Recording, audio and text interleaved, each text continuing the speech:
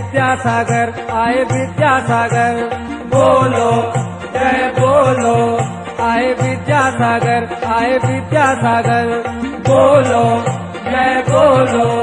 आए विद्यासागर आए विद्यासागर, बोलो जय बोलो।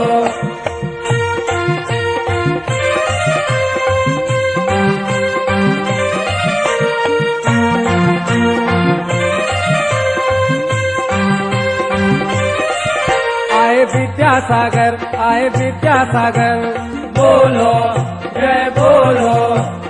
अब तो जगत के हैं जे तारनहारे, जय हो। अब तो जगत के हैं जे तारनहारे, जय हो। जे गुरुवर तो हैं सबसे न्यारे, जय हो। जे गुरुवर तो हैं सबसे न्यारे, जय हो। अरे ए तो मौका कब न मिल है, पकड़ लो इनके चरण। इनकी सेवा में सौंप दो रे अपनो तन मन धन। विद्यासागर आए विद्यासागर, बोलो जय बोलो। विद्यासागर आए विद्यासागर, बोलो जय बोलो।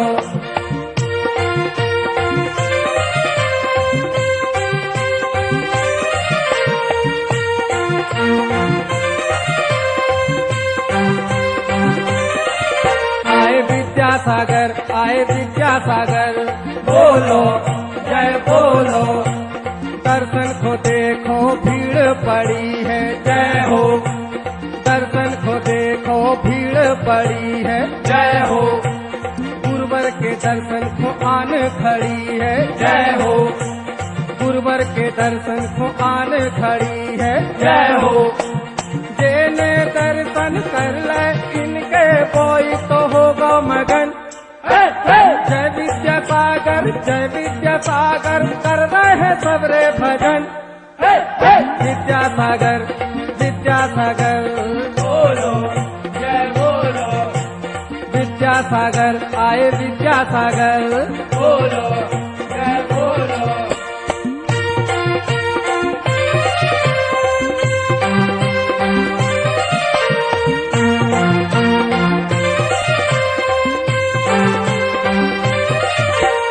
विद्यासागर आए विद्यासागर, बोलो जय बोलो। नग्न दिगंबर मुद्रा के धारी, जय हो। नग्न दिगंबर मुद्रा के धारी, जय हो। हर्ष का तीर्थंकर के अवतारी। सुंदर क्षण है। आचार्य गुरुवर विद्यासागर जी महाराज की अगवानी करते हुए ला रहे हैं मध्य प्रदेश के मुख्यमंत्री माननीय श्री शिवराज सिंह जी चौहान, मध्य प्रदेश विधानसभा के अध्यक्ष डॉक्टर सीतासरन जी शर्मा। आप सभी लोगों से अनुरोध है कि कृपया अपना स्थान ग्रहण कर लें। दीदी लोग, आप लोग, दीदी लोग, आप सभी लोग बैठ जाइए प्लीज। सब लोगों से अनुरोध है। और ये फ्लैश मत चमकाइए भैया, फ्लैश मत चमकाइए, फ्लैश बंद कर लीजिए, दिक्कत होगी उनको। चल रहा है आपका फ्लैश। और आप सभी लोग अपना अपना स्थान ग्रहण कर लें। परम पूज्य आचार्य गुरुवर सत्संग हमारे बीच में विराजमान हो गए। नमोस्तु आचार्य श्री, नमोस्तु आचार्य श्री, नमोस्तु आचार्य श्री।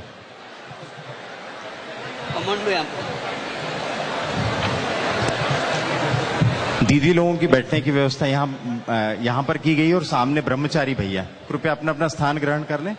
और यहां पर केवल पत्रकार बैठेंगे और लोग ना आए। पुलिस प्रशासन से भी मेरा अनुरोध है कि यहां पर ना आने दें।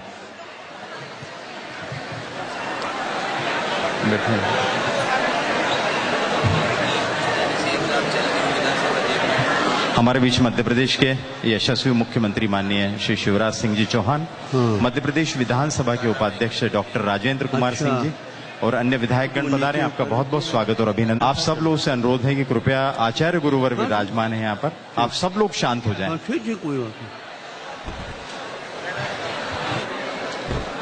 सभी लोग शांत हो जाएंगे।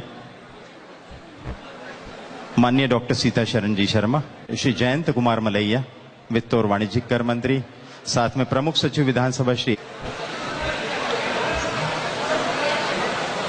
भाई बहनों, बहुत ही हर्ष का विषय है कि मध्य प्रदेश विधानसभा भोपाल के इस प्रांगण में आज वो ऐतिहासिक क्षण आ गया है जब मध्य प्रदेश के मुख्यमंत्री माननीय श्री शिवराज सिंह जी चौहान और मध्य प्रदेश विधानसभा के अध्यक्ष डॉक्टर सीतासरन शर्मा जी के अनुरोध पर आचार्य गुरुवर अपने संघ के साथ में इस पावस सदन में पधारे हैं और आज उनके पावस मंगल प्रवचन यहाँ पर होंगे। कुंद शंकराचार्य कबीर और आचार्य गुरुवर विद्यासागर जैसी आत्मा हो।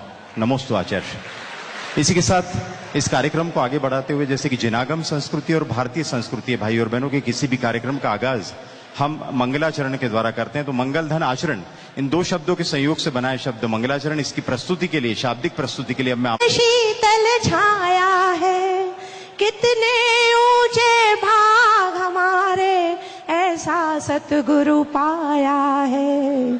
जलती हुई इस दुनिया में मिली ये शीतल छाया है। कोई गुणवान या निर्गुण सभी अपनाए जाते हैं। गुरु करुणा के सागर है, करुणा बरसाए जाते हैं। दुनिया ने जिसको ठुकराया गुरु ने गले लगाया है।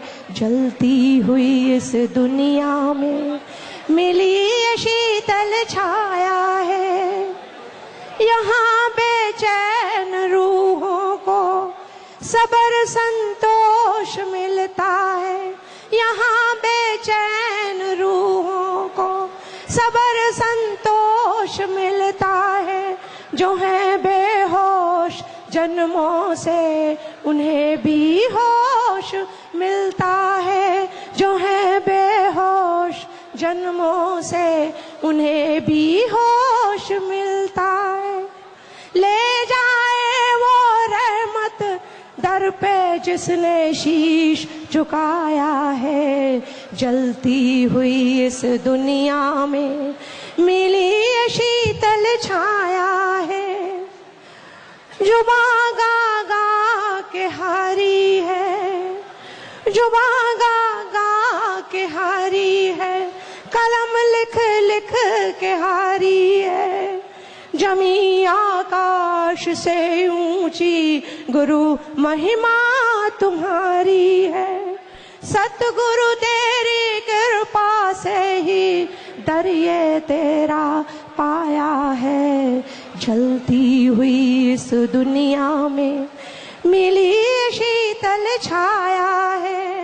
कितने ऊंचे भाग हमारे, ऐसा सतगुरु पाया है।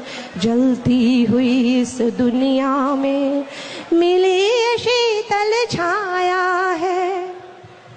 धन्य है ये धरती और पुण्यशाली है हम कि संत शिरोमणि तपोनिधि परम पूज्य गुरुवर आचार्य श्री 108 विद्यासागर जी महाराज के मंगल चरण 38 मुनि संघ सहित मध्य प्रदेश के विधानसभा भवन की धरती पर पड़े।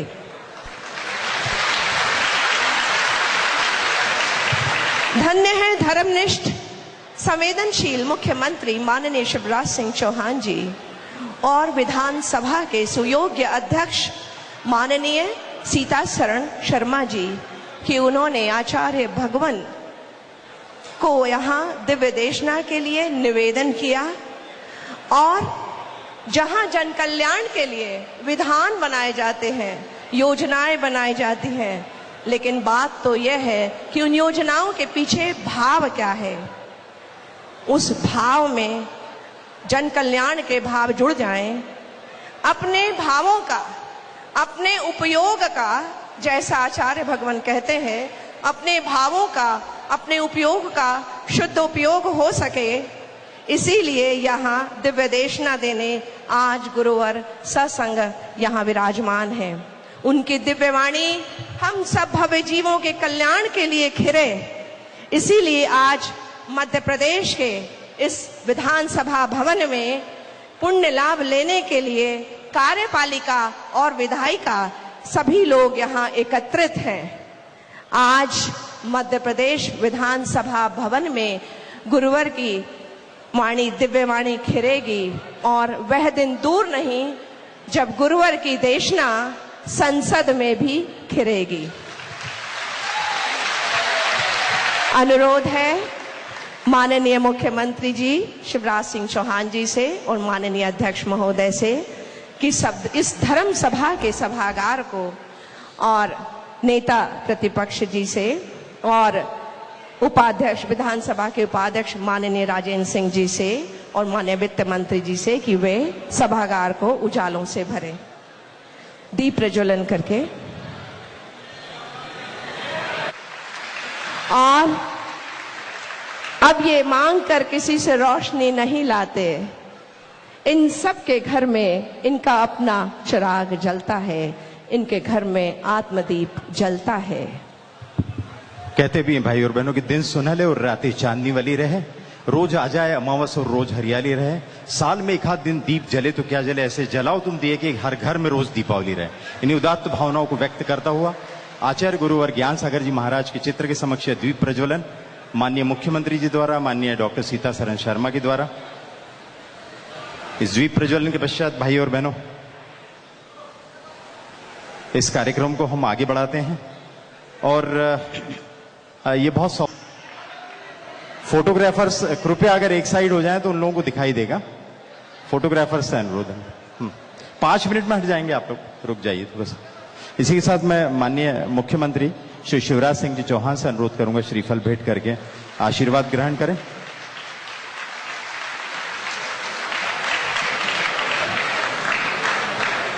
हमारे बीच में मध्य प्रदेश के वित्त और वाणिज्यिक कर मंत्री माननीय श्री जयंत कुमार मलैया भी उपस्थित हैं।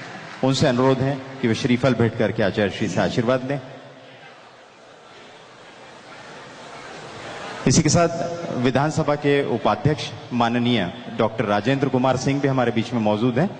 उनसे भी अनुरोध है कि श्रीफल भेंट कर आचार्य श्री से आशीर्वाद लें।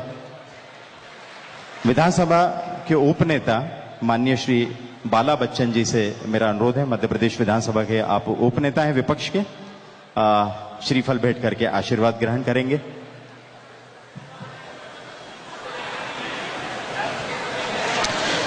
भाई और बहनों बहुत बड़ा प्रसंग है कि भोपाल राजधानी में, किसी भी राजधानी में पहला चातुर्मास जो है आचार्य गुरुवर का होने जा रहा है और उसका सौभाग्य भोपाल को प्राप्त हुआ। और उस भोपाल के इस पावन सदन में जिसकी सदस्य संख्या 230 है, 231 सदस्य उसमें से अभी 230 सदस्य हैं। यहाँ पर आचार्य श्री जो है अपनी पूरी कैबिनेट के साथ, आध्यात्मिक कैबिनेट के साथ पधारे हैं। उनकी मंगल देशना हम सुनेंगे। इसके पूर्व चूंकि आचार्य भगवान हमारे बीच में डॉक्टर सीतासरन जी शर्मा अध्यक्ष मध्य प्रदेश विधानसभा और माननीय मुख्यमंत्री जी शिवराज सिंह जी चौहान के अनुरोध पे पधारे हैं। मैं इतना ही अनुरोध करूंगा कि श्रद्धा ज्ञान देती है, श्रद्धा ज्ञान देती है, नम्रता मान देती है और योग्यता स्थान देती है। और यदि इन तीनों को मिला दिया जाए तो वह सम्मान देती है। ऐसे ही हमारे संविधान का जिनको उत्तम ज्ञान है, मानस मर्मज्ञ, पेशे से डॉक्टर लेकिन लॉ की डिग्री में जो है आपने गोल्ड मेडल हासिल किया, बहुत ही विनम्र और मिलनसार अध्यक्ष डॉक्टर माननीय सीताशरण जी शर्मा को मैं अब आमंत्रित करूंगा। वे स्वागत भाषण के लिए यहां पर पधारने की कोशिश करें। डॉक्टर सीताशरण जी शर्मा।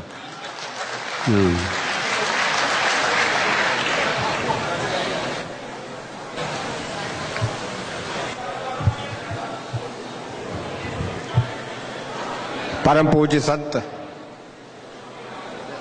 विद्यासागर जी महाराज, उनके साथ पधारे सभी संत संघ के सम्माननीय संत प्रवर, हमारे मध्य प्रदेश के यशस्वी मुख्यमंत्री सम्माननीय शिवराज सिंह जी चौहान साहब, हमारे वित्त मंत्री सम्माननीय जयंत मलैया साहब, विधानसभा के उपाध्यक्ष डॉक्टर राजेंद्र कुमार सिंह जी, प्रतिपक्ष के नेता सम्माननीय बाला बच्चन जी, सम्माननीय सुधा मलैया जी, उपस्थित सभी सम्माननीय भक्तगण, भक्त बहनें, पत्रकार मित्रों,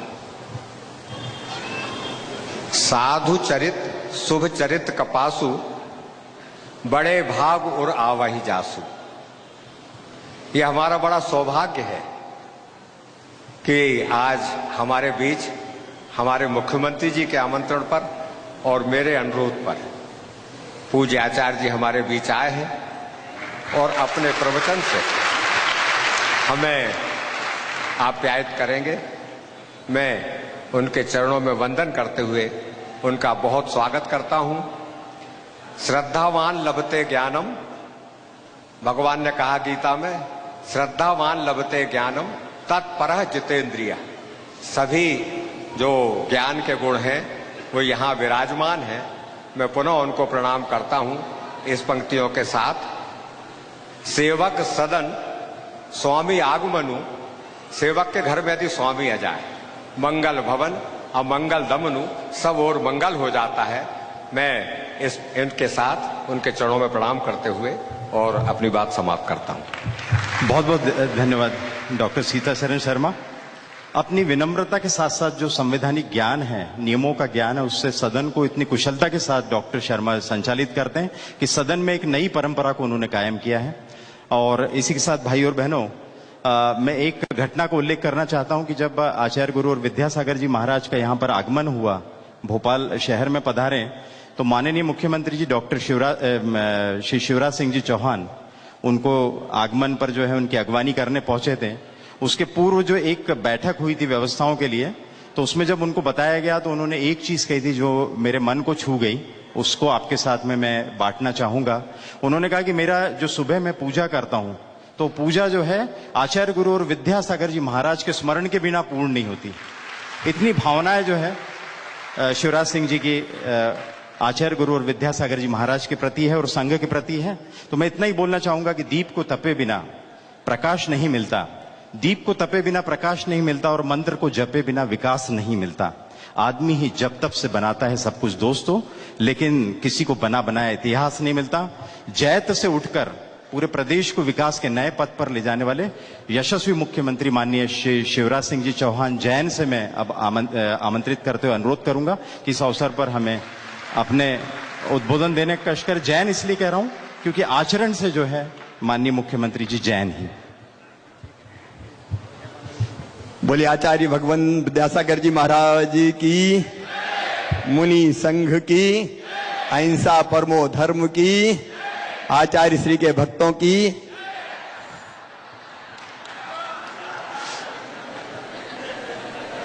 आज हम सबका सौभाग्य है इस विधानसभा को धन्य करने आचार्य श्री पधारे हैं। उनके चरणों में प्रणाम, मुनि संघ के चरणों में प्रणाम। एक तो विधानसभा हमारी है जहां मंत्रिमंडल होता है, बाकी विधायक साथी होती है, लेकिन आज एक धर्म संसद लगाने अपनी कैबिनेट के साथ आचार्य भगवान यहां पधारे हैं। विधानसभा के हमारे बहुत यशस्वी अध्यक्ष श्रीमान डॉक्टर सीतासरण शर्मा जी, हमारे यशस्वी उपाध्यक्ष आदरणीय राजेंद्र सिंह जी, नेता प्रतिपक्ष श्री बाला बच्चन जी, वित्त मंत्री जयंत जी, मेरे मंत्रिमंडल के सहयोगीगण, विधायक साथीगण और उपस्थित बहनों और भाइयों।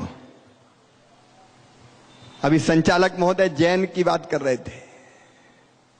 केवल नाम के आगे जैन लगाने से कोई जैन नहीं हो जाता। जैन का बड़ा गूढ़ार्थ है। जो दूसरे को जीते वो वीर, लेकिन जो अपने आप को जीत ले वो महावीर। जो महावीर वो जितेंद्रिय, जो जितेंद्रिय वो जिन, और जो जिन वही जैन। हर कोई जैन नहीं हो सकता, इसलिए आचार्य भगवान हम भी जैन बनने की कोशिश कर रहे हैं। अपने आप को अगर हम जीत लें, अपने ऊपर अगर हम काबू कर लें, तो फिर बाकी सब समस्याओं का समाधान हो जाए।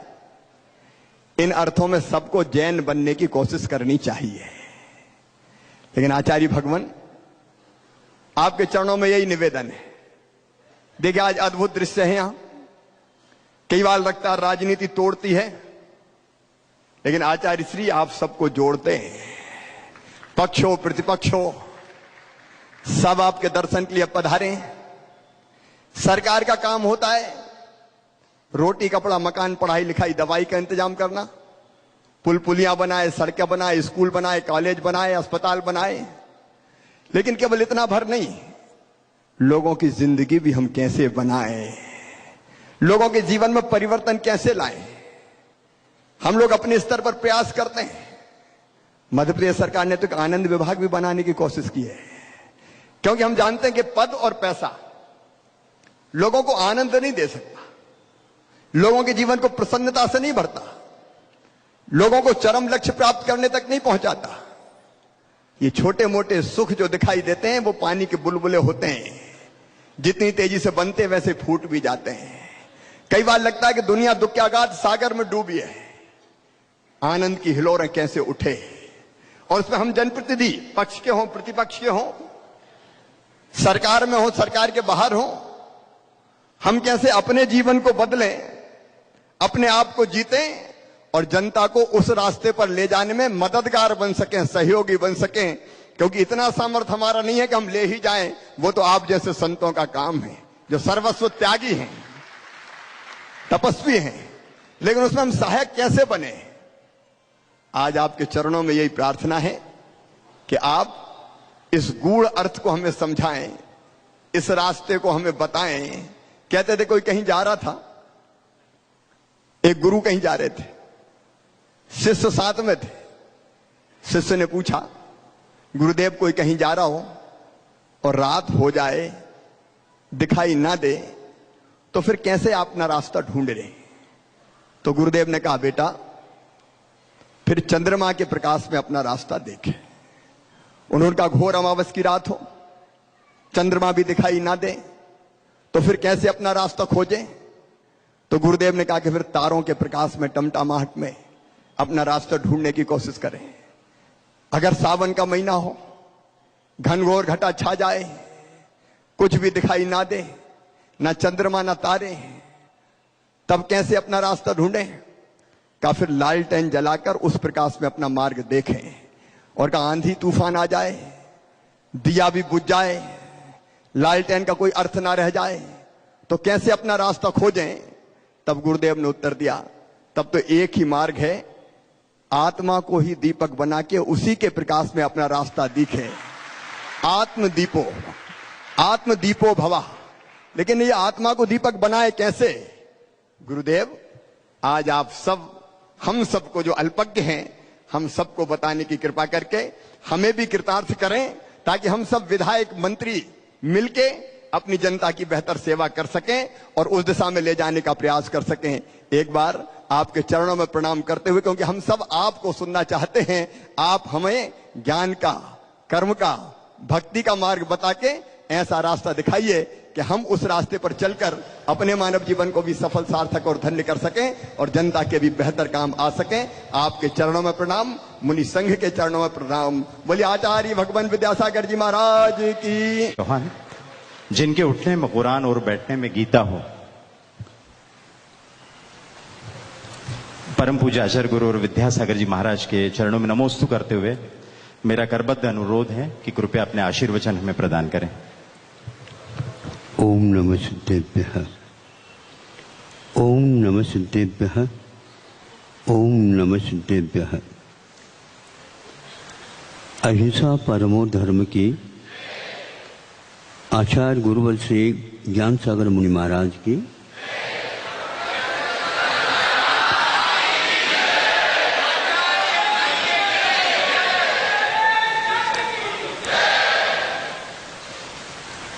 पथिक पथ पर चलता है, चलने के लिए पैरों की आवश्यकता होती है। कभी कभार एक पैर में मान लीजिए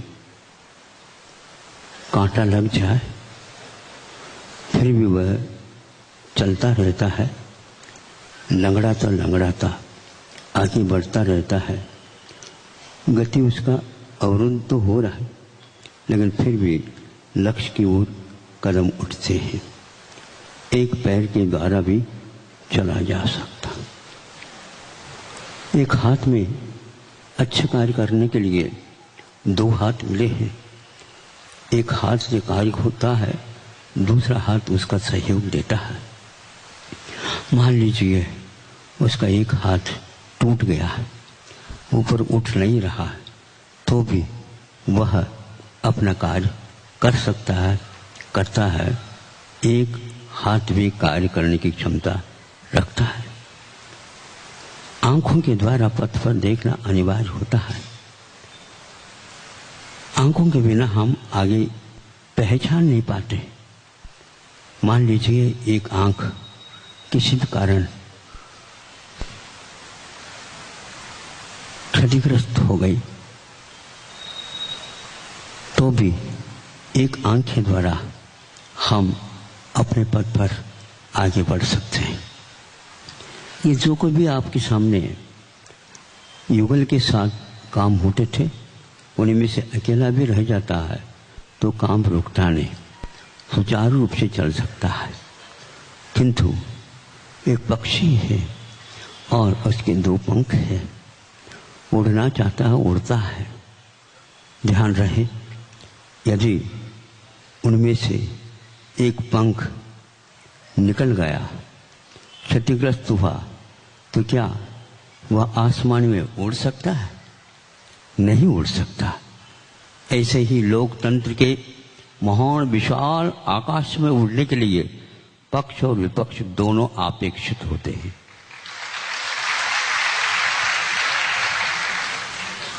जब तक चुनाव नहीं होता तब तक अपने अपने विचार लोकतंत्र को आगे बढ़ाने के लिए प्रयास किया जाता है।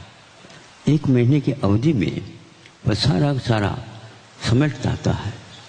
फिर इसके उपरांत पूरे महासभा, विधानसभा हो या लोकसभा हो, सारे के सारे विधायक और सांसद सब में बैठ जाते हैं। संख्या गिनी जाती है और प्रशासन का भार बहुमत के आधार पर हो जाता है। मुझे तो ज्ञात नहीं है संविधान के सूत्र कि बहुमत के आधार पर ही होना चाहिए, फिर भी उसका जो अनुकरण आप करते हैं, उस समय कोई भी व्यक्ति यह नहीं कह सकता है कि यह सदन केवल विपक्ष का है अथवा सपक्ष का है। पूरी वह सभा भवन सांसद एक प्रकार से जनता के द्वारा चयनित होकर के आए व्यक्ति प्रतिनिधि के रूप में गिने जाते हैं। निधि ये जनता है और प्रतिनिधि ये चुन करके विधान सभा में अथवा लोकसभा में पहुंच जाते हैं। इसमें राष्ट्रीय पक्ष ही एकमात्र हम लोगों के लिए अपेक्षित होता है। सभी मिल करके उसका संचालन, उसके बारे में गतिविधियां, विचार विमर्श, निर्णय आदि दिए जाते हैं। उस समय कोई भी पक्ष और विपक्ष का काम नहीं होता। हाँ, हमारा राष्ट्रीय पक्ष है एक प्रकार से जो अनादिकाल से जनता का एक उद्धार हो, कल्याण हो, वो सुखी रहे और उसके साथ साथ हम भी सुख के श्वास ले सकें। जब ये लक्ष्य लोकतंत्र का रहता है तो सरकार में रहे या न रहे ये बात ही नहीं उठती, क्योंकि सरकार तो ये बैठी है। जिनके पास ये क्षमता है, किंतु एक नेता की आवश्यकता होती है, एक आदर्श की आवश्यकता होती है। अपने ही समूह में से एक आदर्श को चुना जाता है और यहाँ पर भेजा जाता है। यह लोकतंत्र का सूत्र के अनुसार कार्यक्रम चल रहा है और यह पक्षपात के बिना एकमात्र राष्ट्रीय पक्ष लेकर के हम चलेंगे। ये 70 साल में जो उन्नति होनी चाहिए थी उससे 4 गुना 10 गुना हो जाती, लेकिन हम भूल गए 250 या 200 वर्ष तक दूसरे के अधीन होकर के गतिविधियों को भूल गए। इतिहास भुलाया गया है, कर्तव्य से विमुख हो गए। और अर्थ नीति को संचालित करने के लिए जो कोई भी गतिविधियां भारत में होती थी, यह भारत भूमि है। स्वतंत्रता मिलने से पूर्व में इसको जहाँ पर हम बैठे हैं उसको मध्य भारत यह संज्ञा नाम से पुकारा जाता था। यह मध्य भारत एक ही है। उत्तर में भी भारत को शुद्ध करने वाला यह मध्य भारत है। दक्षिण को भी वह भारत का अंग है शुद्ध करने वाला, यह मध्य भारत है। पूर्व और पश्चिम अपने आप ही चारों दिशाएं, 10 दिशाओं में विदिशाओं में भारत का संबंध है। इसको शुद्ध करने वाला यह मध्य भारत है, जो कि उस समय जिस समय स्वतंत्रता नहीं मिली थी, नागपुर से लेकर के लगभग वह झांसी के इस ओर एक जिला प्लेस है, छोटा सा जिला है लेकिन है वह एक सीमा के पास, तो वहां तक दतिया बोलते हैं, वह उत्तर प्रदेश को टच कर रहा है। और इधर नागपुर तक मध्य भारत था। इस भारत को याद करने के लिए एकमात्र मध्य भारत ही पर्याप्त है। किंतु ध्यान रखें, युगों में ऐसा भी परिवर्तन हुआ करते हैं जो हम भूल जाते हैं अतीत को, और अनागत के उज्ज्वल की बात हम करने लग जाते हैं।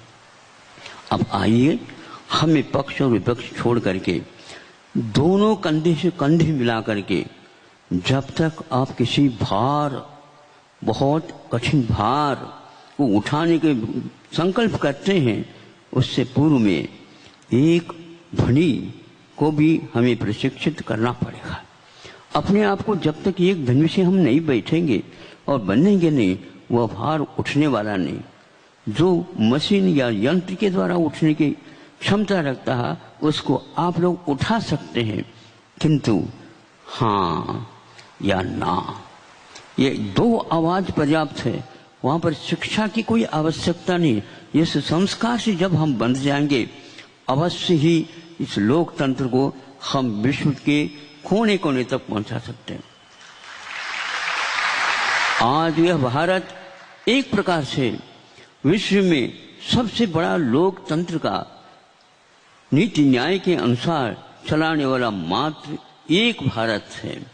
इससे आबादी अन्य राष्ट्रों में हो सकती है, जनसंख्या हो सकती है, किंतु लोकतंत्र का वहां पर पूर्णतः अभाव है।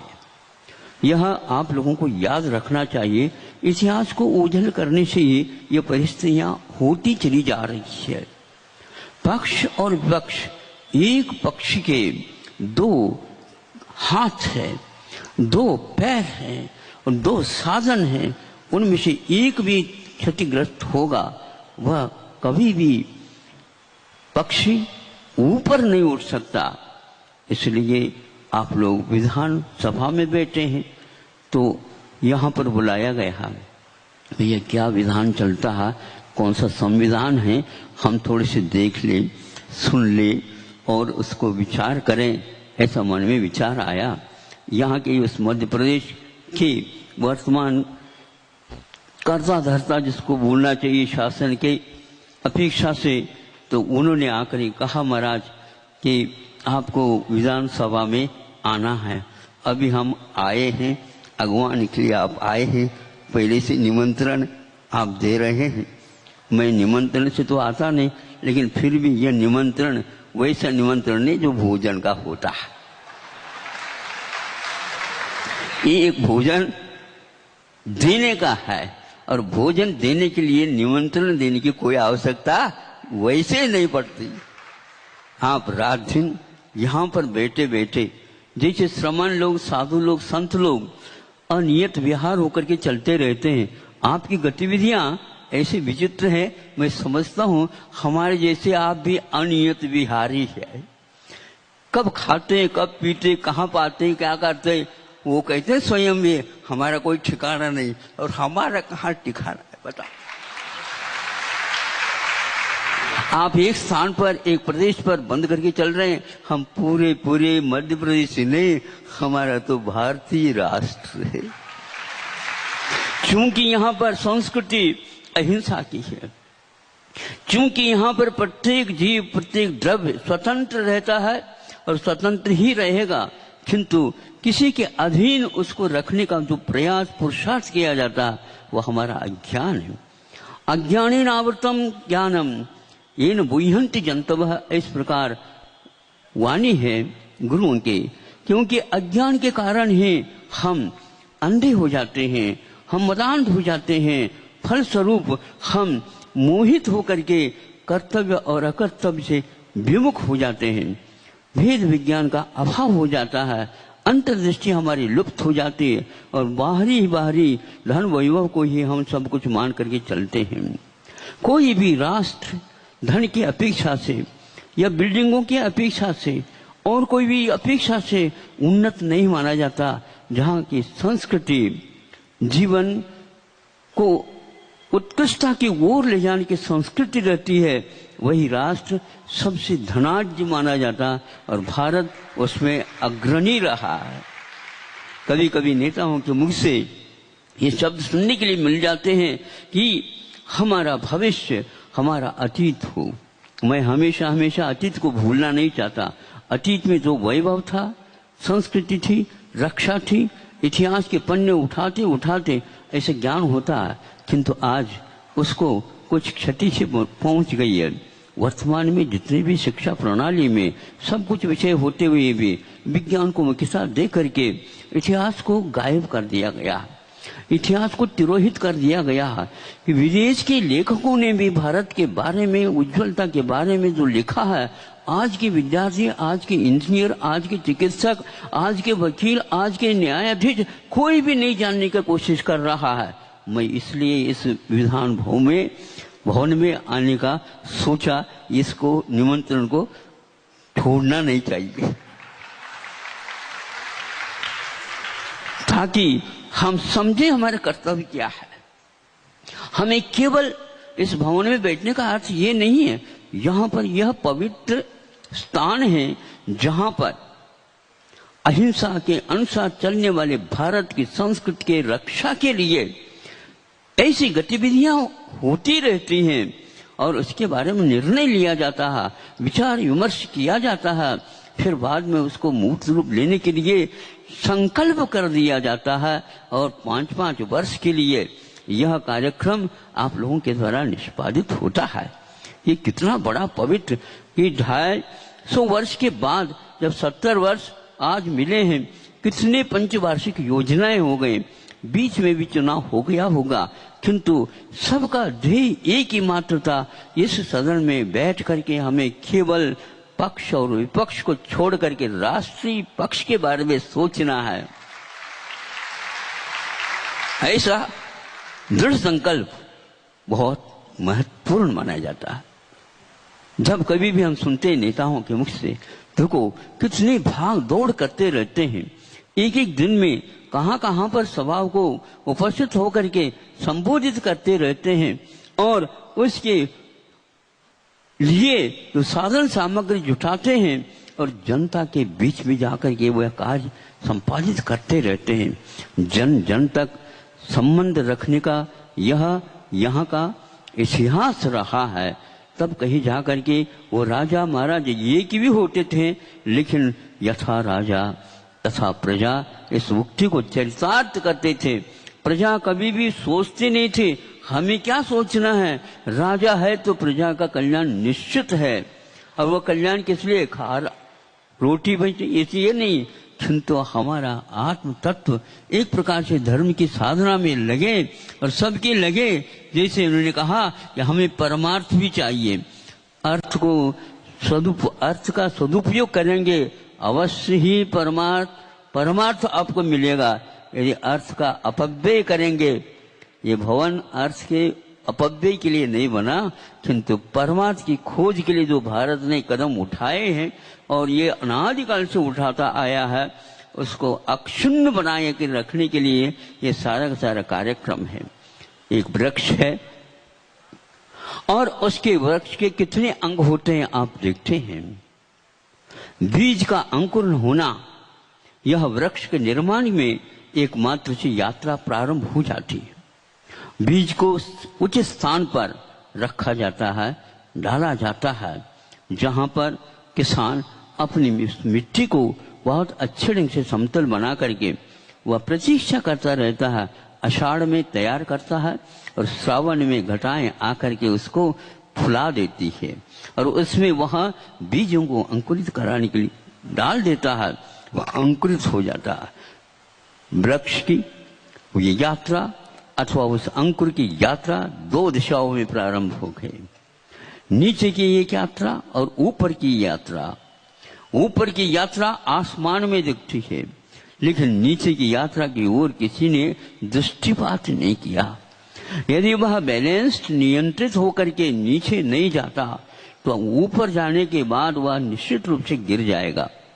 इसलिए वह अंकुरित होकर के नीचे की यात्रा को भी तय करना उसी समय से प्रारंभ कर देता है जिस समय ऊपर जाने का भी प्रयास होता है। 70 वर्ष में इस दिशा में इस देश ने या नेताओं ने या और जो कोई भी है सरकार जो बना देती है, इसे जनता ने कहां तक सोचा यह आपके सामने है। अब यह जो कोई भी शिक्षा दीक्षा यहाँ पर दी जा रही है, ये सब बातें उसमें आना चाहिए और इतिहास के पन्ने अब बिल्कुल पलट देना चाहिए। वो कुमकुम और हल्दी लगाने योग्य नहीं, उसकी पूजा तो जन जन तक भारतीय इतिहास को ले जाना यह कृत संकल्प होना चाहिए।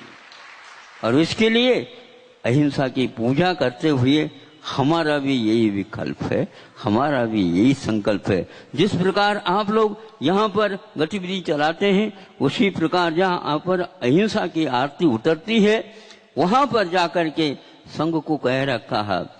हम आते आते एक दृष्टिपात किया और वहां पर एक उत्तुंग स्तंभ जैसा देखने को मिला, तो उसी समय देखते ही एक व्यक्ति ने कहा, महाराज यह शहीद स्मारक है। ओहो, अहिंसा की रक्षा के लिए एक कोई सैनिक या कोई भी नागरिक अपने आप के अहिंसा के होम में अपनी आहुति दे करके अपने जीवन को सार्थक बनाता, ऐसा ये स्मारक है। और स्मारक को देखते ही पवित्र वो अतीत काल के खंड सारे हमारे सामने आ जाते हैं। कैसे कैसे व्यक्ति हुए हैं जो इस संस्कृति की रक्षा के लिए अपने बलिदान किया है और यह बलिदान सार्थक माना जाता है। और प्रत्येक नागरिक का ये संकल्प होना चाहिए, अच्छे देश का निर्माण के साथ साथ संस्कृति की रक्षा के करने के लिए प्रत्येक विद्यार्थी को, प्रत्येक नागरिक को, प्रत्येक बालक को ये संस्कार डाल देना चाहिए। अन्यथा यह हमारा भारत जहाँ पर पवित्र आत्माएं बन गई और बनने की साधना की है, वह साधना लुप्त हो जाएगी, क्योंकि कोई भी प्रवाह अपने आप चल नहीं सकता। धर्म का प्रवाह यह अपने आप चल नहीं सकता। धर्मात्मा पहले चाहिए और प्रयोग उसके साथ होना चाहिए, तब अपने आप ही गति आ जाती है। वृक्ष के मूल में यह गतिविधि हो गई, ऊपर भी यात्रा नीचे भी यात्रा प्रारंभ हो गई। तना बनने लगा, पौधा हो गया, तना बन गया, तने के बाद शाखाएं फूट गई, उपशाखाएं फूट गई, फैल गई, गुच्छे आदि आदि फैलता फैलता चला जा रहा है। पत्र हो गए, कोंपल हो गए और क्या क्या हो गए, होते ही चले जा रहे हैं। फूल हो गए, पुष्प हो गए, फिर इसके उपरांत फल की निशानी देखने में आ गई। इससे क्या लेना अर्थ तो ये लेना हम नीचे से राशन वहां तक पहुंच रहा है। भी नीचे जहां अंकुरित होकर के जड़ें नीचे पाताल में गई हैं, वो पाताल में जा करके राशन की खोज कर रहे हैं और ऊपर जो है गर्मी का असर पड़ रहा है और खोपलों में वह मृदुता, वो कोमलता और वह प्रकाश, ज्योति, तेज और वह सूर्य के प्रखर किरणों में भी वह लहला आ रहा है। क्या है इसमें यह है मूल से राशन उस चोटी चूल तक पहुंच रहा है। इससे स्पष्ट है मूल जड़ें कभी भी राशन अपने पास संग्रह नहीं करते, किंतु पूरा का पूरा वृक्ष में उसका वितरण होता है। आज देश में जो कुछ भी उत्पादन हो रहा है, जन जन तक उसका वितरण अपेक्षित है। कितनी मात्रा में जाता है ये आपको सोचना है। मात्रा की यदि कमी है, अनुपात से उसको बढ़ाना, अति करने के लिए तो मैं कभी भी कहता नहीं, किंतु वितरण समय पर और स्थान पर होना चाहिए। सब कुछ प्रबंध होता है, किंतु वितरण में भारत आगे पीछे हो जाता है। अन्य देश जो छोटे होकर के भी उन्नति करते हैं, उसमें संग्रह वृत्ति नहीं है। महावीर भगवान ने और राजनाथ भगवान से लेकर के इन भगवानों ने, राम भगवान ने, आदि आदि सबने ये कहा संग्रह हो, परिग्रह न हो। महाराज दोनों तो एक अर्थवाचक है नहीं। समय समय पर संग्रह करके कहां पर इसको वितरित करना है, इसका नाम संग्रह किया जाता है, किंतु परिग्रह मूर्छा का नाम है। महावीर इसके खिलाफ है। आदिनाथ भगवान के इसको पाप कहते हैं।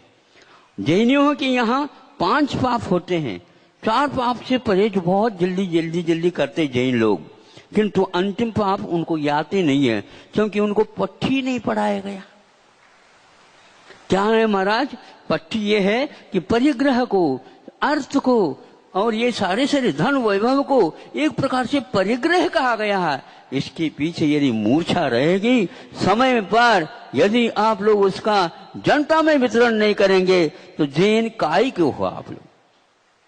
जैन तो वही होता है जो परिग्रह से मोह छोड़ करके, मूर्छा छोड़ करके समय पर अपना जो भंडार है उसको जनता के सामने रखता है। ये लोकतंत्र माना जाता। पहले राजा करता था, अब आप लोगों के लिए स्वतंत्रता मिली है। आपका जो कुछ भी संग्रह है वह हो रहा है, वह दूसरे के लिए है। एक लेख पढ़ा था हमने, वह एक बहुत बड़े उद्योगपति थे, लेकिन अपने बच्चों के लिए उन्होंने एक पत्र लिखा था। संभव है आप लोगों को याद आ जाए, मुझे याद आ गया, प्रासंगिक था इसलिए। वो बहुत ही उद्योगपति और बहुत इनके पास संपदा थी। बच्चों के लिए नाम से पत्र लिखा और उसमें लिखता है वो ये है, बच्चों बहुत संपदा के बीच में आप आए हो। संपदा जो संग्रहित हो गई है यह आपकी नहीं है, ये इसके भोक्ता आप नहीं है। ये श्रम का एकमात्र प्रस्तुति है, श्रम का एक फलश्रुति है। इसके भोक्ता जन जन है और आप तो इसके मात्र एक कली मात्र है। उसका संग्रह होने के उपरांत उसके ऊपर अभिमान करना यह आप लोगों की मूर्खता होगी। ऐसा उन्होंने अपने बच्चों को लाइन पर लाने के लिए, रास्ते पर लाने के लिए, ऐसे शब्द बहुत ही अच्छा सुंदर है जो बिरला जी माने जाते थे। ये पढ़ना जहां कहीं भी पत्र मिल जाए तो एक आदर्श व्यक्ति नागरिक होता है, वह कभी भी धन वैभव का अभिमान नहीं करता, उसका वितरण करके अपने आप को कृतकृत्य मानता है। पानी भरते देव हैं, वैभव जिनका दास। पानी भरते देव हैं, वैभव जिनका दास। मृग मृगेंद्र मिल बैठते, जहां दया का वास। ये भारतीय संस्कृति है। ये दास बनकर के वैभव आपकी परिक्रमा लगाने लग जाता है, लेकिन उसको छूना नहीं। वह लक्ष्मी चंचल है, आपके पास आई है, लेकिन उनको कह दो कि मेरे पास नहीं चाहिए, ये जन जन तक तो वितरित हो जा, नहीं है तो मैं वितरित करूंगा। राजा लोग अपने कोष रखते थे, लेकिन हाथ से उस कोष को नहीं छूते थे। उनके पास दूसरा कोष होता था तलवार रखने के लिए, इसको म्यान बोलते हैं। रक्षा के लिए वह क्षत्रिय होता है, ऐसा इतिहास मिलता है। इसलिए राजकोष समृद्ध हो, किंतु वह ताला न लगे। जनता के माध्यम से आती है तो जनता में उसका वितरण होता चला जाए। इतिहास यदि ताजा बनाना चाहते हो, समृद्धि की ओर आप आगे बढ़ना चाहते हो, अपने कदमों को बढ़ाना चाहते हो, तो और किसी देश की ओर देखने की आवश्यकता नहीं, केवल इंडिया नहीं, भारत की ओर दृष्टिपात करने की आवश्यकता है। थोड़ा सा विषय जो वो आवश्यक है, फिर भी आपके सामने रखना चाहूंगा। भारत जिस प्रकार स्वतंत्रता को प्राप्त कर लिया, उसी प्रकार उसी दौरान चीन भी स्वतंत्र हुआ, किंतु 2-2.5 वर्ष के बाद में हुआ। भारत को पहले स्वतंत्रता मिली, किंतु चीन को बाद में। किंतु बहुत अच्छी घटना जो कि आप अनुकरणीय है वो ये है कि जो ही चीन को भी स्वतंत्रता मिली, उसी दिन जो उसके एक प्रकार से नेतृत्व कर रहे हैं, उन्होंने कहा, हाँ सुनो, ये सारे अक्षर सुनो, आज से चीनी भाषा का प्रचलन प्रारंभ होना चाहिए। तो जो मंत्रिमंडल था या जो कुछ भी शासन करता, तो उन्होंने कहा इसको अमल में लाने के लिए कम से कम भी हमारे लिए 7-8 वर्ष की आवश्यकता है। क्या कहा आपने? हाँ, 7-8 वर्ष तो लगेंगे, लगने दो 7-8 वर्ष। किंतु आज के इसी रात से यहाँ पर सारी गतिविधियां राष्ट्र के चीनी भाषा में चालू होंगे, और कल से यह नहीं, आज की रात से ही यह होगी। भारत के सामने भी ऐसी समस्या थी, क्या करेंगे? नहीं, इंग्लिश नहीं, वो माध्यम नहीं रहेगा।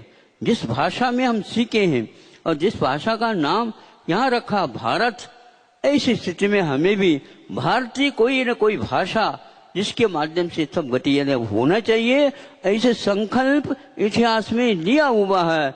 बीएड के कोर्स में, पाठ्यक्रम में, एक किताब में हमने पढ़ा था, उसको आपके सामने रखा। हाँ, इसके लिए 10-12 साल लगेंगे, कोई बाधा नहीं।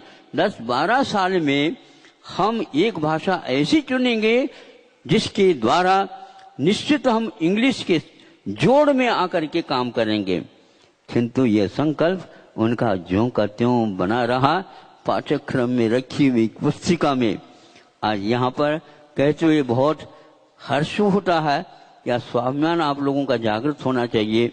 यहाँ के शासनकर्ता जो शिवराज जी हैं मुख्यमंत्री के रूप में, उन्होंने जब गत साल या 2 साल के पीछे यहाँ पर जितनी भी गतिविधियां हैं, विज्ञान की, चिकित्सा की और प्रबंधन की और जो कोई भी हैं, उन सब को भाषा हिंदी में करने का संकल्प लिया, और उसके फलस्वरूप यहाँ पर भोपाल में अटल जी के नाम से वह विश्वविद्यालय का निर्माण भी हुआ है। अब उसकी गतिविधियां कैसी हैं भोपाल वासी जानते हैं, और इसको गति बहुत आगे देना चाहिए। सारे के सारे ये विषय अनुदित होकर के सामने आ रहे हैं। विज्ञान की समस्या इसलिए है कि उसमें इंग्लिश के द्वारा उसको व्याख्यायित किया जाता। इंग्लिश के कारण यहाँ के विद्यार्थी बहुत परेशान हो जाते हैं। कुछ संख्या में तैयार होते हैं, लेकिन उनकी भी भाषा के ऊपर कितना नियंत्रण रहता कोई भी नहीं जानता। फलस्वरूप बहुत संख्या यूं ही रह जाती है शिक्षा से वंचित होकर के। मध्य प्रदेश एक प्रथम प्रदेश है जहां पर यह अनुवाद करने की परंपरा का सूत्रपात आपके माध्यम से हुआ। प्रबंधन में भी, चिकित्सा में भी, जो कोई भी चिकित्सा पद्धति है और सारी विदेश की पद्धति, और जो कोई भी आयुर्वेद प्राकृतिक आदि है चिकित्सा पद्धति भारत की प्राचीन काल से आई है, वह सब संस्कृत निष्ठ प्राकृत निष्ठ होने के कारण उसका अनुवाद भी धीरे धीरे चिकित्सा के क्षेत्र में भी अनुवाद हो रहा है। प्रबंधन के बारे में भी हो रहा, कृषि विज्ञान के बारे में भी हो रहा। एक और हमने पूछा कि क्यों वहां से आए थे कुलपति महोदय वगैरह, जो ये भी हो रहा, विधि का भी हो रहा। हाँ महाराज, विधि के क्षेत्र में मैं ही स्वयं कर रहा हूँ, इसलिए आपको अवगत करा देता हूँ। यह भी अनुवाद हमारा बहुत कुछ हो चुका है, आगे होगा। इसका अर्थ यह है जो पहले के संकल्प थे, उन संकल्पों को मूर्त रूप देने का इस वर्ष सौभाग्य प्राप्त हुआ है, और वह विधि के लिए न्यायालय में और सर्वोच्च न्यायालय में भी उसका प्रचलन होगा। इस बात को सुन करके बहुत आह्लाद होता। इसमें गर्व नहीं है, किंतु आह्लाद इसलिए है कि भाषा एक ऐसी वस्तु है जिसके माध्यम से हम अपने भावों को सहज रूप से, अफड़ जो शिक्षित नहीं है वहां तक पहुंचा सकते हैं और पहुंच जाता है वो। किंतु माध्यम यदि विदेशी भाषा का लेते हैं वह संभव नहीं होता। इसलिए अनुसंधान का कार्य भी जोर शोर से होना चाहिए भारतीय भाषाओं में और मातृभाषाओं में, जहाँ जो जिसको सुविधा है उसी के अनुसार होना चाहिए, ताकि हम इतिहास का बहुत अच्छे ढंग से अध्ययन कर सकें। जब तक अनुसंधानकर्ता भाषा के ऊपर अधिकार नहीं रखता तब तक उसका शोध, उसका बोध गहराई तक नहीं पहुंच पाता। अभिव्यक्ति में वो गलती कर जाता है और उस गलती के कारण उसे नंबर और योग्यता का मूल्यांकन नहीं हो पाता। सही योग्यता का मूल्यांकन करने के लिए भाषा एक बहुत महान शस्त्र है। उसको आप लोगों ने भुलाया था, आज धीरे धीरे वह सामने आ रहा है। माध्यम लेना अलग वस्तु और उस भाषा का ज्ञान करना अलग वस्तु। इंग्लिश का विरोध नहीं, किंतु इंग्लिश भाषा के रूप में आप पढ़िए, किंतु माध्यम के रूप में नहीं। माध्यम एक ऐसी वस्तु होती है जो प्रस्तुति की जाती है, उसको स्वतंत्रता मिलना चाहिए।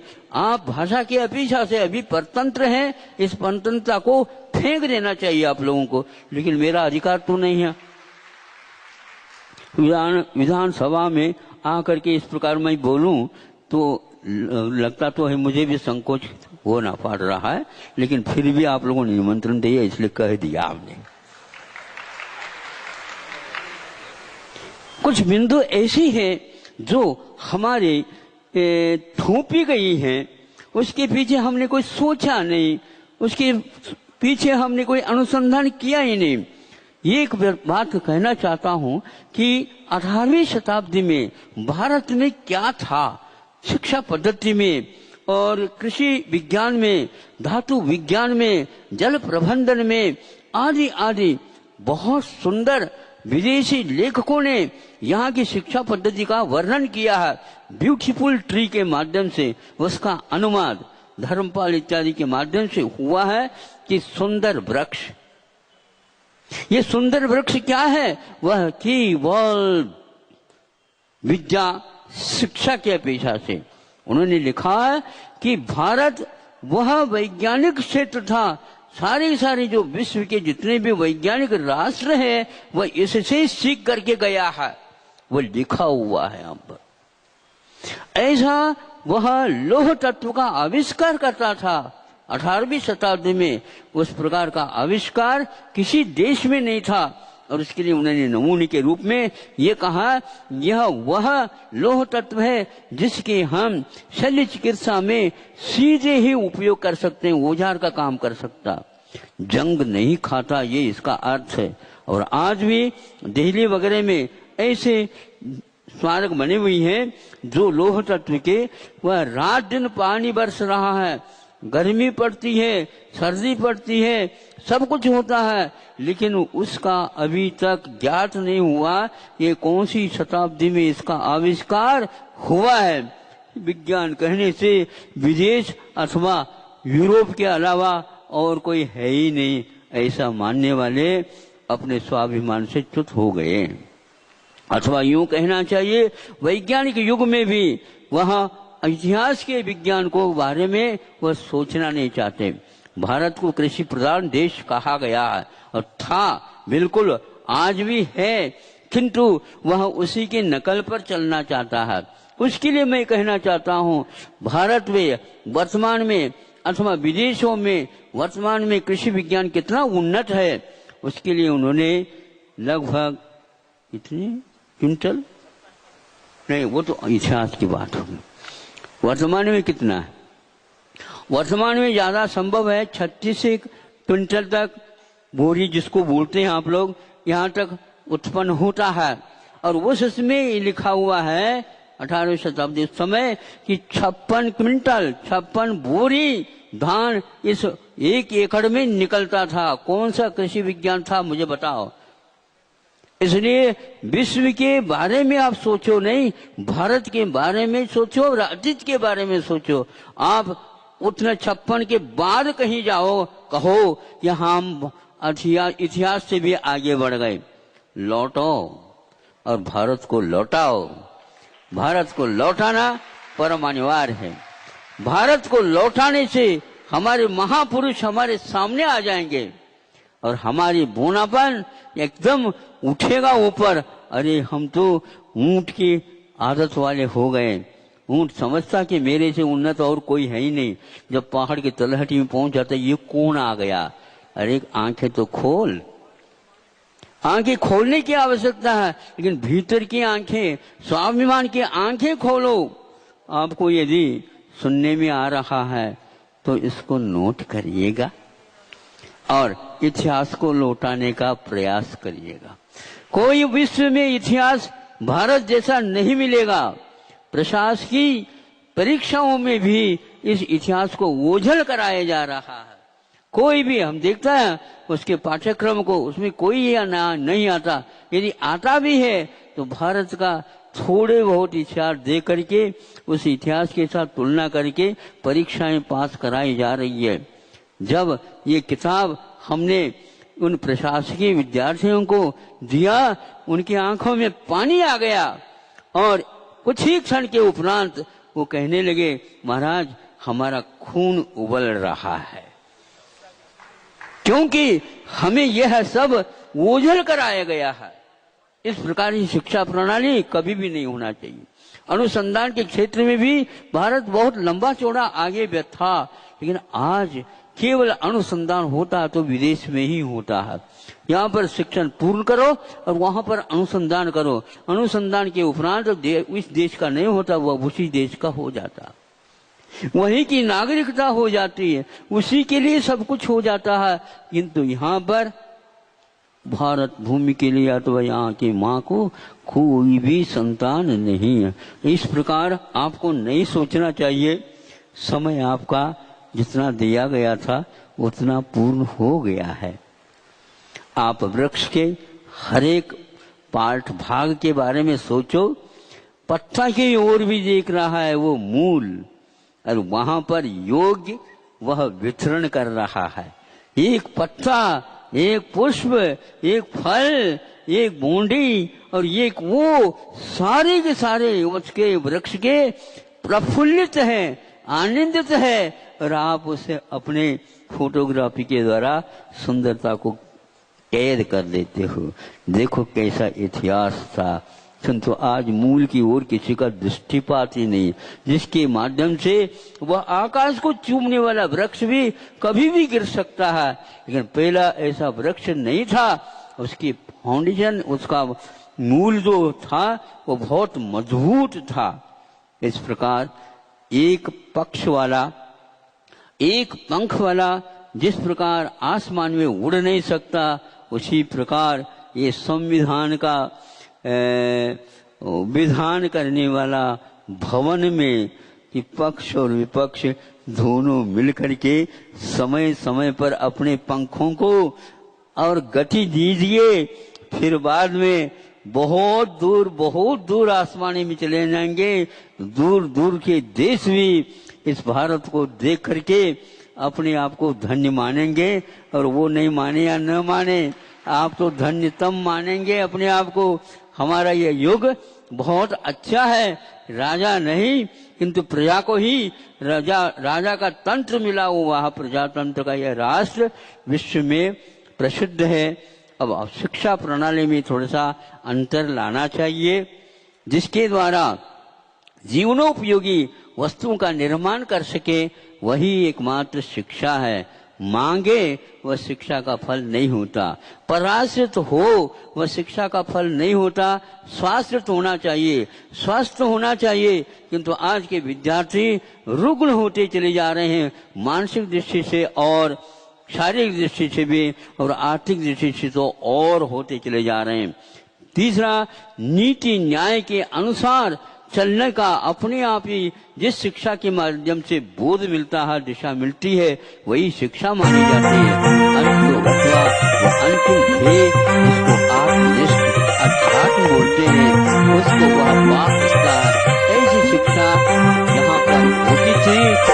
आए विद्यासागर, आए विद्यासागर, शिक्षा बोलो सभी जय मिलकर बोलो। के आप आए आगे विद्यासागर, बढ़ेंगे। ये आए काम हो सकता है। विद्यासागर, इस प्रकार बोलो की आने वाले जय की बोलो। आवश्यकता है। आए विद्यासागर, इसलिए शिक्षा आए विद्यासागर, चिकित्सा बोलो के क्षेत्र में जय आप बोलो। स्वतंत्र एक प्रकार से क्षेत्र बनाइए, उसमें व्यावसायिकता नहीं आए।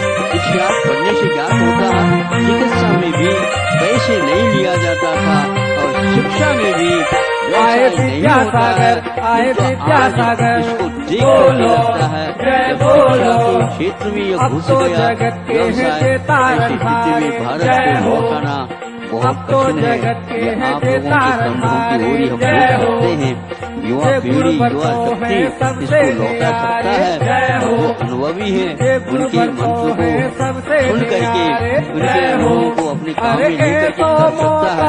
कदम लेकिन में इसके मिल आगे है, और कुछ पकड़ कह लो नहीं इनके सकता। चरण। चिकित्सा इनकी शिक्षा सेवा ये में दोनों सौंप दो रे व्यवस्थित से अपनो दूर होकर तन के मन जो धन। विद्वान है उन्हीं के विद्यासागर, सामने ये आए रखा जाए विद्यासागर, तो अवश्य ही इस भारत का उद्धार हो सकता है। इसी उद्देश्य को लेकर के आए यह स्वतंत्रता विद्यासागर, मिली है। बोलो जिन्होंने अपना परिश्रम जय बोलो। करके जीवन को होमा करके और आहुति दे करके आप लोगों के लिए बैठ करके शांति के साथ इतिहास को दोहराने के लिए अवतार आए प्राप्त विद्यासागर, कराया है। आए उसका विद्यासागर, कम से कम बोलो अनुग्रह, जय उनका बोलो। उपकार, उनके दर्शन ऋण को को देखो, अब अगले भीड़ पीढ़ी के लिए पड़ी दे है, करके जय हो। आपको चुकाना है। दर्शन को और यह देखो, प्रत्येक व्यक्ति भीड़ का पड़ी कर्तव्य है, होता जय है। हो। समया भाव के गुरुवर के साथ मैं दर्शन इसको को आने यहीं पर विराम कर खड़ी देता है, जय हूँ, हो। क्योंकि आगे गुरुवर के विधानसभा की दर्शन को गतिविधियाँ आने होना है खड़ी 4 है, बजे जय से हो। 5 मिनट अभी और जेने है। आप दर्शन आगे के लिए कर जो कुछ भी ले, करना इनके कोई तो अहिंसा होगा परमो मगन। धर्म की जय आचार्य गुरुवर श्री विद्यासागर, ज्ञान जय सागर मुनि महाराज की विद्यासागर, कर रहे सबरे भजन। विद्यासागर, विद्यासागर, बोलो